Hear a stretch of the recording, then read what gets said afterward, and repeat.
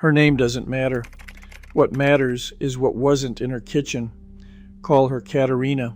She is a composite, a stand-in for a pattern researchers have documented in the hill town of Acciaroli in the Cilento region of southern Italy, not a claim about one identifiable person. She is closing in on her 100th year, and in her entire life, she has never bought a jar of pasta sauce, a bag of chips, or a boxed dessert. Everything on her table was grown in a garden, pressed from her own olives, or cooked that morning from 3 or 4 raw ingredients she recognized by sight. Her granddaughter lives an hour north in Naples. Same bloodline, same genetics, completely different pantry. Boxed cereal, shelf-stable sauce, individually wrapped snacks stacked in the cupboard.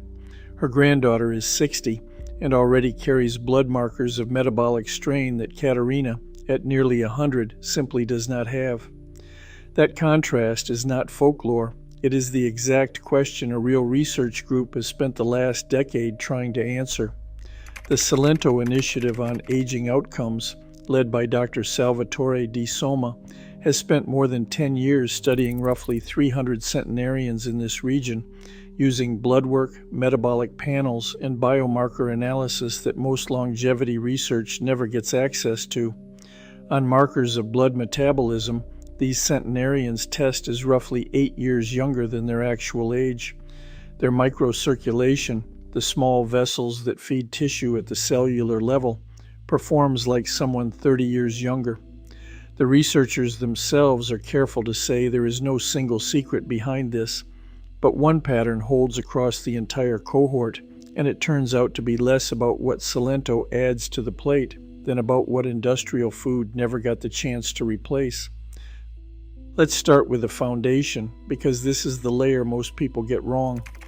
Nutrition science uses a classification system called NOVA, which sorts food by how industrially altered it is, not by calorie count or sugar content.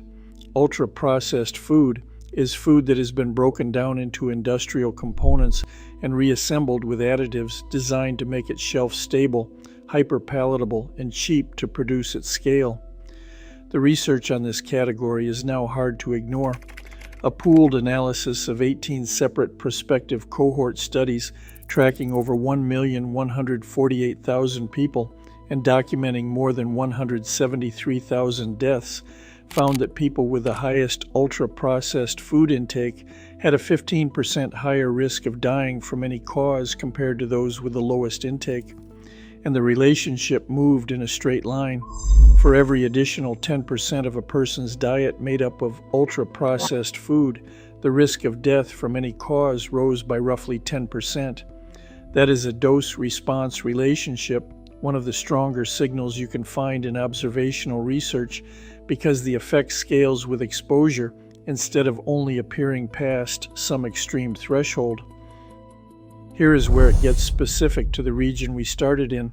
A study following a Mediterranean population for 18 years found that people in the highest third of ultra-processed food consumption had a 40% higher risk of dying from any cause than the lowest third, inside a population that was already, on paper, eating what most nutritionists would call a healthy Mediterranean diet. That detail matters enormously. Ultra-processed food doesn't need to replace an entire diet to cause harm. It only needs to displace a meaningful share of it. A separate study out of southern Italy, drawing on 2 regional cohorts covering nearly 5,000 people, found ultra-processed food intake specifically associated with higher gastrointestinal cancer risk and overall mortality in that same Mediterranean population. This isn't a Western pattern being mapped onto a non-Western population. This is the Mediterranean diet's own home turf, showing the same signal once industrial food enters the picture. So here is Tier 1, the foundation, in practice. It doesn't require a full pantry overhaul. Pick one item you eat most days that comes shelf-stable and pre-made, a bottled sauce, a packaged bread, a boxed snack, and this week replace it with a version made from 3 or 4 ingredients you actually recognize. One swap repeated daily, because that is exactly the scale at which the data shows the damage accumulating. Tier 2 is the layer even health-conscious people tend to miss, because it isn't really about sugar or calorie counts at all. It's about what gets added to keep food shelf stable, and what that does once it reaches your gut. The additive class under the most scrutiny right now is emulsifiers, compounds like carboxymethylcellulose, polysorbate 80, carrageenan, and mono and diglycerides of fatty acids. Their job is purely textural, keeping oil and water from separating in sauces, ice creams, and packaged baked goods, which is why they're almost invisible on a label unless you know to look for them. The French Nutrinet Santé cohort, one of the largest long-running nutrition studies in the world, examined this directly. In a study of over 92,000 adults, higher intake of specific emulsifiers, including certain carrageenans and mono and diglycerides, was associated with higher cancer risk. A companion study from the same cohort, tracking over 104,000 adults, linked emulsifier exposure to a higher risk of developing type 2 diabetes. What makes this more than a correlation worth worrying about is that researchers didn't stop at population data.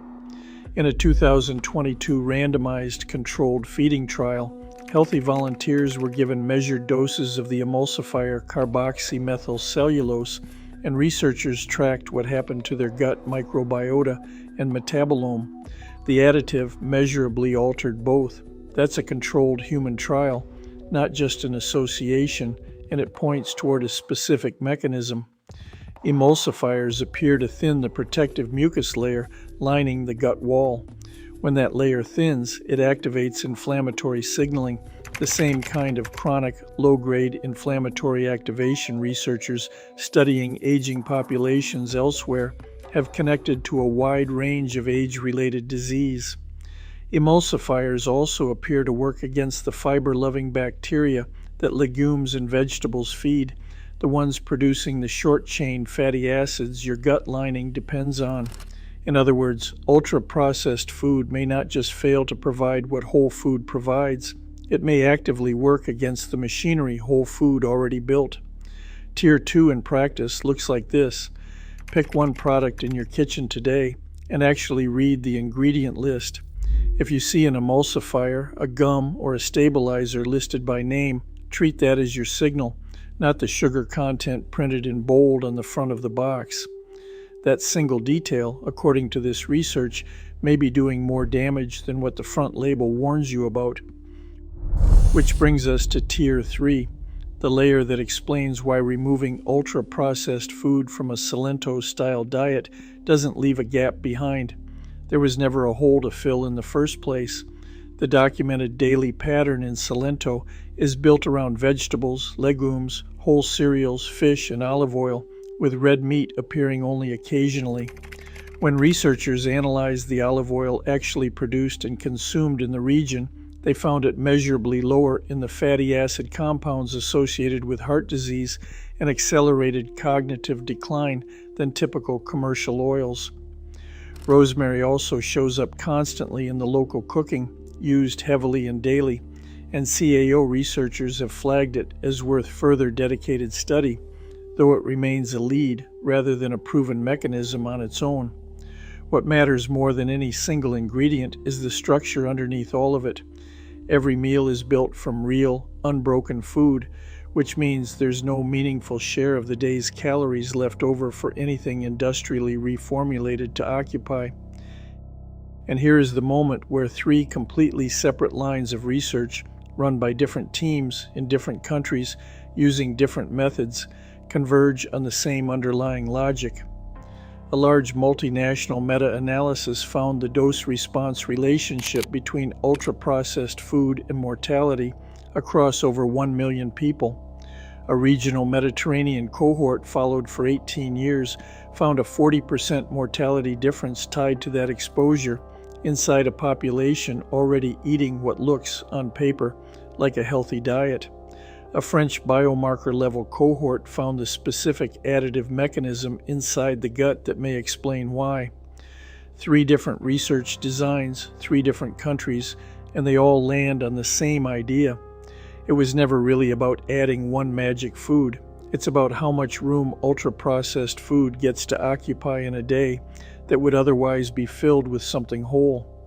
Every gram of packaged food eaten is a gram of legumes, vegetables, or olive oil that isn't. Cilento's Centenarians never had to resist that trade because industrial food arrived in their region later and less completely than almost anywhere else in the developed world. Tier 3 in practice is simple. Build one full meal this week using only ingredients that don't come with an ingredient list at all. Vegetables, legumes, whole grains, olive oil, fish if you eat it. Just one meal so you can actually see what that looks like on a plate before you try to scale it up to every meal you eat. So here's where all 3 tiers land. Katarina was never following a rule against modern food. She simply lived her entire life in the years before there was a rule to follow in a place where industrial food never fully replaced what her grandmother cooked. The 40% mortality difference, the dose-response curve across over 1 million people, the gut lining thinning under emulsifier exposure. None of that was ever a message written specifically for her. It's a message for the rest of us, living in kitchens where the packaged version is always the easier one to reach for. If you want the single thing to do today, do this. Go to your pantry, find the item with the longest ingredient list, the one you honestly can't pronounce every word of, and replace it once this week with something simpler. Not everything. One thing, if you want to go further than one swap, this is exactly the kind of system I've built out, week by week, inside the Old World Table Companion Guide, with shopping lists built around whole ingredients and no packaged substitutes required. It's there if you want the structure behind this instead of figuring it out meal by meal on your own. Subscribe to Old World Table.